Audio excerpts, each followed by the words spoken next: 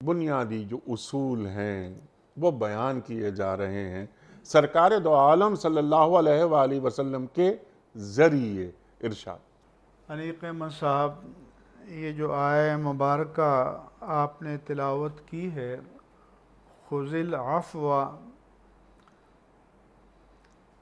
کہ معافی کو اپنا شعار بنا لیجئے، وَأَعْرِضْ عَنِ الْجَاهِلِ وَأَمُرْ بِالْمَعْرُوفِ، اور نیکی کا حکم دیجئے، وَأَعْرِضْ عَنِ الْجَاهِلِينَ، اور جاہلوں سے رخ پھیر لیجئے۔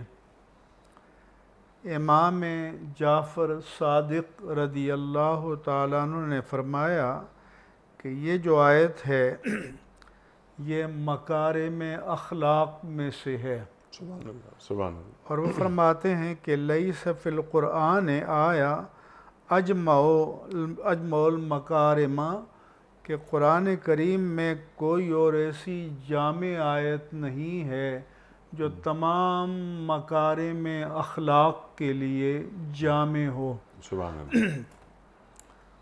عفو کے معنی مٹانے کے ہیں، اپنے عرف میں ہم اس کے معنی معافی کی کرتے ہیں، مبالغے کے صیغے کے ساتھ عفوٌ اللہ تبارک و تعالیٰ کا اسم صفت ہے، جیسا کہ آپ نے دعا کی طرف اشارہ کیا کہ اللہم انک عفو کریم تحب العفو فاعف عنا یا غفور۔